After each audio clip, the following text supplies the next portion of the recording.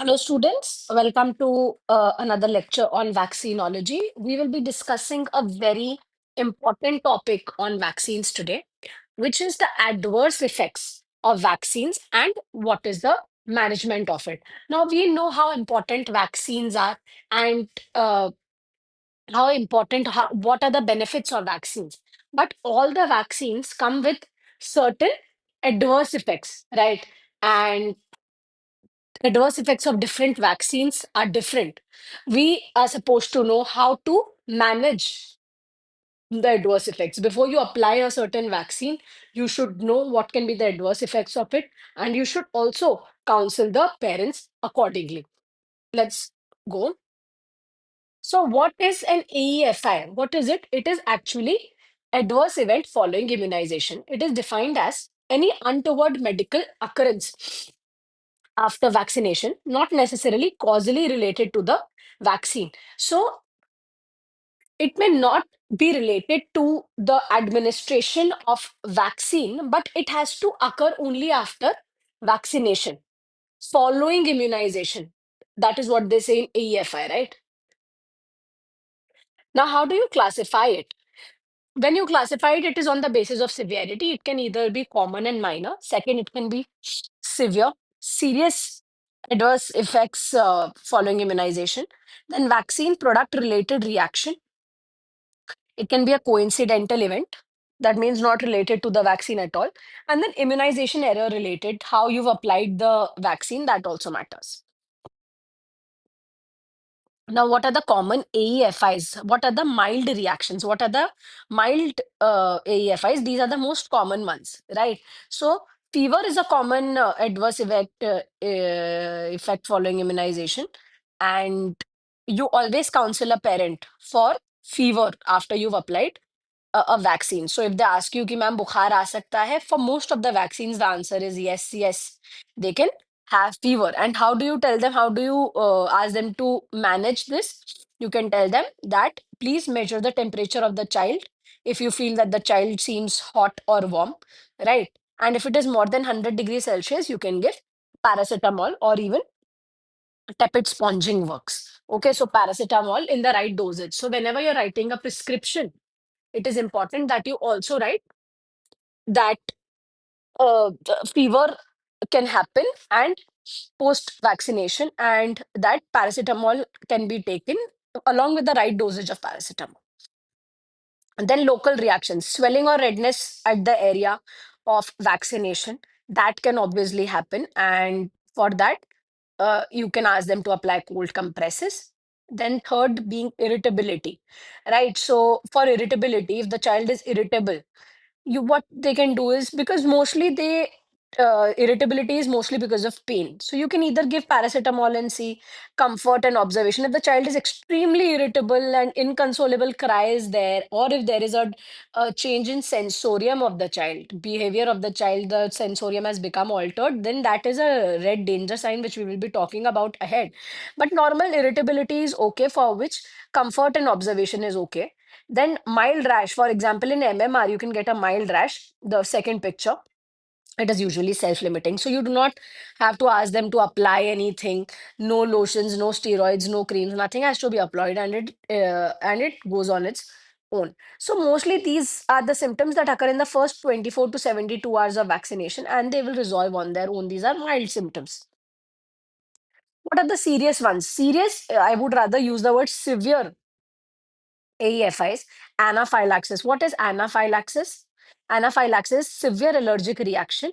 It can happen within minutes. So, if somebody is, for example, there is a particular component, I will take the example of DPT drug. Now, the pertussis component has a special uh, protein. It is the egg protein, avidin.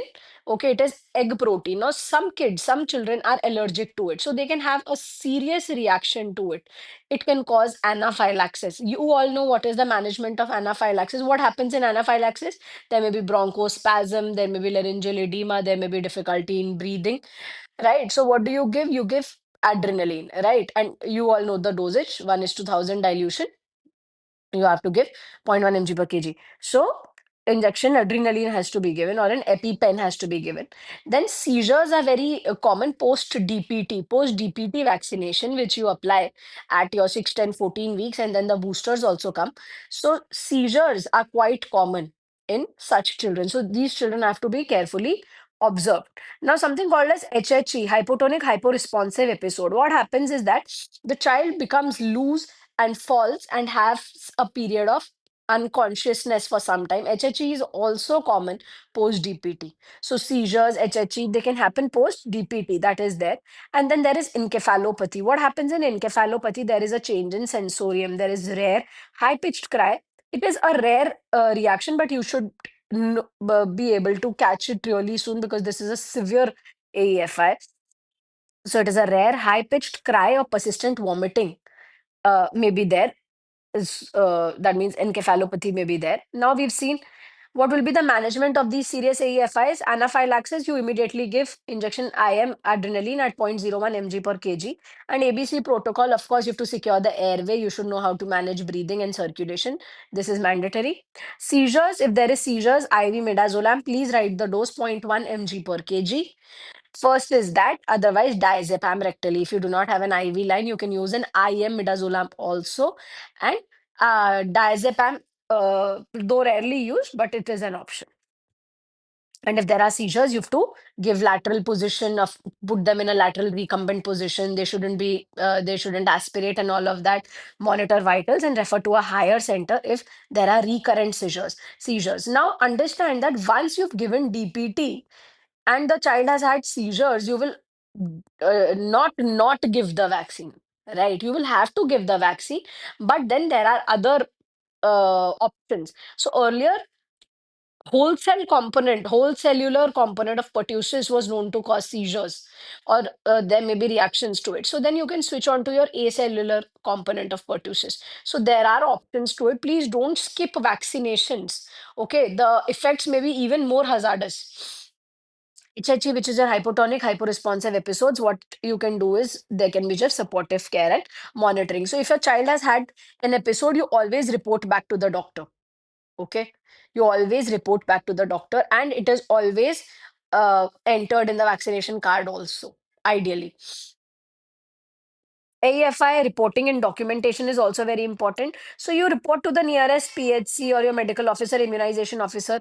If you're vaccinating in the government setup, you report to all of these. In a private setup, you can report to the doctor, and the doctor has to report it ahead. Fill the EFI reporting form with vaccine name, batch, and timing.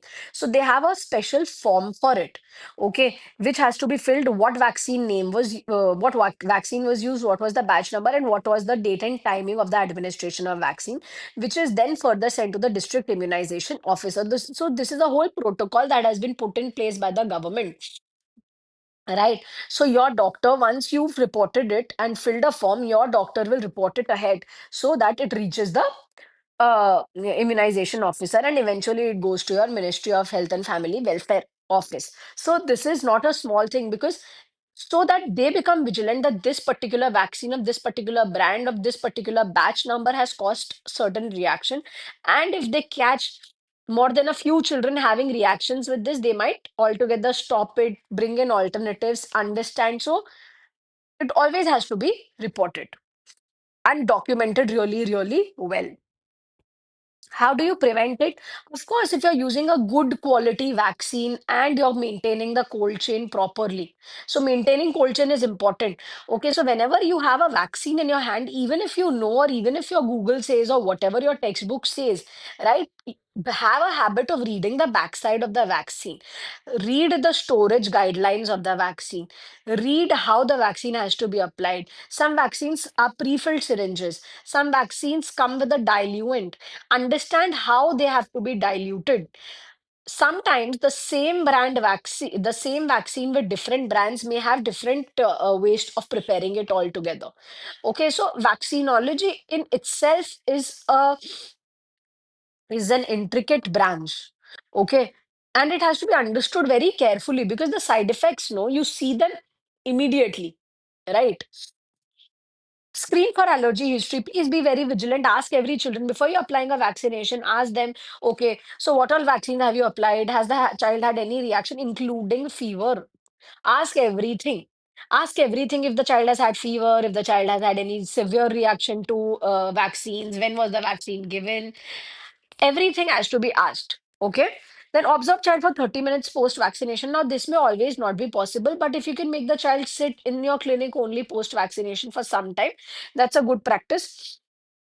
Educate parents on expected minor reactions. As you've already spoken, you have to tell the parents also that this vaccine, when you're giving DPT, when I give DPT, I tell them these are all the reactions that can happen to your child.